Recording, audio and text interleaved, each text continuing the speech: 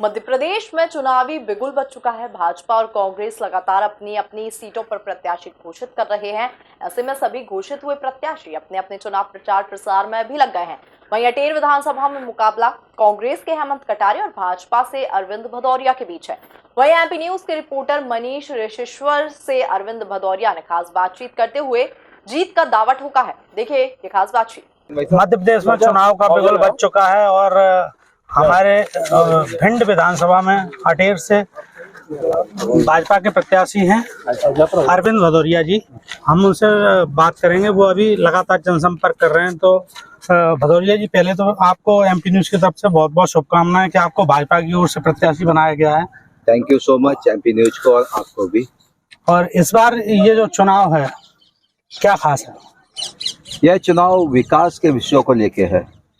यह चुनाव मध्य प्रदेश के मुख्यमंत्री शिवराज सिंह चौहान के नेतृत्व में और देश के प्रधानमंत्री माननीय नरेंद्र भाई मोदी जी की जनहितैषियों के नेतृत्व का चुनाव है। यह चुनाव विकास के मुद्दे पर लड़ने वाले हैं। यह चुनाव हमारी लाडली बहनों को 1,35,00,000 बहनों के खाते में जो सीधे पैसे डालते हैं, किसान सम्मान निधि का हमारे करीब 90 लाख मध्य प्रदेश के किसान भाइयों के खाते में पैसे डालते हैं। कई प्रकार की योजनाओं के माध्यम से उस दृष्टि से चुनाव मध्य प्रदेश की जनता जनार्दन लड़ रही है। मध्य प्रदेश की जनता जनार्दन का चुनाव।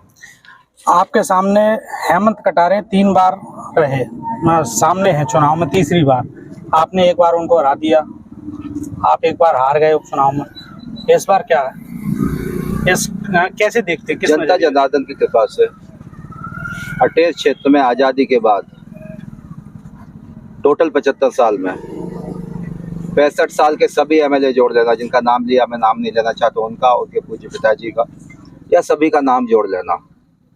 अभी मैं उदोदगढ़ में खड़ा हूँ, उनका सबका 65 साल जोड़ लेना, अरविंद भैया के 10 साल जोड़ लेना, 90% काम हमारा दिखेगा, 10% में सभी समेट जाएंगे। इसी उदोदगढ़ में हाईवे टाइप की रोड पे आप सड़क पे बैठे हो, लाइटें जल रही है, यहीं पे पानी की टंकी बगल से चल रही है। उदोदगढ़ में जो है ना 33 के भी सब स्टेशन बना दिया। उदोदगढ़ में एक हॉस्पिटल 350-400 लाख रुपए का भूमि पूजन करके गए। उदोदगढ़ में एक सीएम राइज स्कूल दे दिया, 50 करोड़ रुपए का भी हम मंजूर कराए लास्ट कैबिनेट की बैठक में। उदोदगढ़ में हमने केंद्रा मार्ग से लेकर हाईवे टाइप का रोड बनाने का काम किया है। तो सड़क, बिजली, पानी से लेकर पूरे विधानसभा के बारे में विचार करेंगे तो कनेरा बगल से है।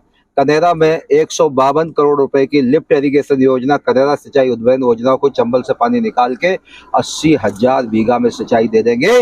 जिनका नाम आप लेते हो, उनके पूरा परिवार और खानदान कभी भी किस प्रकार की योजनाओं पे काम नहीं किया है। अटेर पे चंबल का पुल बनाने का काम हम कर रहे हैं और 7 पुल बना दिए उकारी पे। आजादी के बाद 2 ही पुल थे, एक डीडी पे, एक परा पे। परा पे नया बना दिया, एक डीडी का छोड़ के पुराना तनाव से लेके भवनपुरा से ले बदाको से लेके हमारा सिमराव कमई के बीच से लेके यहाँ परा पे बनाया। फिर इसके अलावा बनाया रिदौली टू बगलरी के बीच में, फिर यहाँ पावई वाली माता पे बनाया। एक हमने 40 करोड़ की रोड खरीद पे भी पुल बनाया। तो मेरा कहना, विकास के एजेंडे पे हम लोग आगे बढ़े। क्या हुआ कि परंपरागत राजनीति कर रहे भाई, पिताजी थे राजनीति तो मुझे भी राजनीति करने जरूरी थोड़ी है।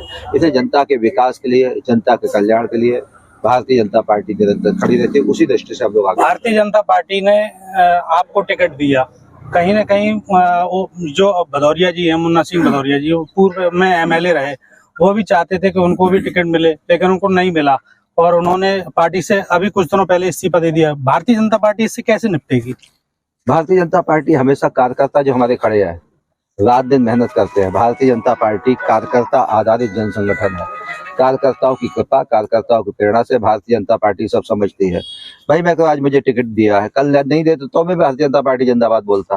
कल हमारे सत्येंद्र भदौरिया को देते, रूप सिंह दद्दा को देते किसी, तो भी मैं भारतीय जनता पार्टी बोलता। क्योंकि भारतीय जनता पार्टी ने मुझे पहचान दी, भारतीय जनता पार्टी ने 5वां टिकट मुझे दिया। ऐसे मुन्ना सिंह जी हमारे माननीय को भी 4 बार टिकट दिया। तो मेरा कहना है कि परमानेंट तो कोई है नहीं, आज हमें, कल कोई और होगा, परसों कोई और होगा।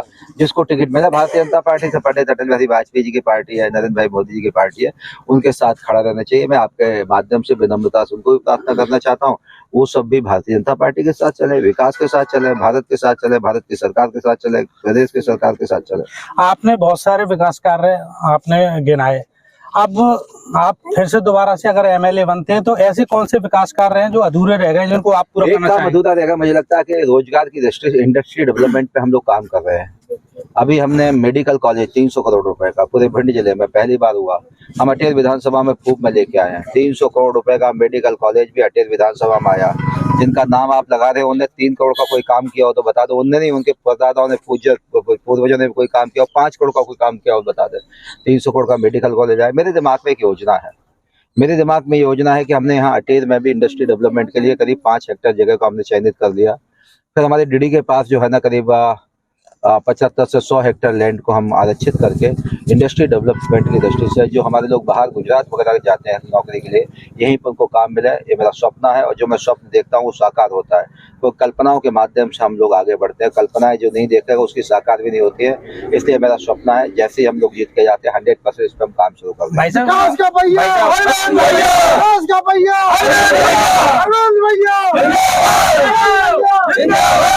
भाई साहब, अब अभी आप देखने में आ रहा है इस तरीके की सत्ता विरोधी लहर अभी ऐसी चल रही है, और ऐसे में टिकटों का भी एक तरीके से जो भाजपा ने बांटे हैं, तो कहीं ना कहीं कोई ना कोई पार्टी छोड़ते जा रहा है, कहीं कुछ हो रहा है। तो इस तरीके से इन सब चीजों से कुछ प्रभाव पड़ने वाला है क्या? कहाँ दिखते हैं? हमारा सत्ता पक्ष की लहर है। लाडली बहनों घर में जाके पूछ लो जाके।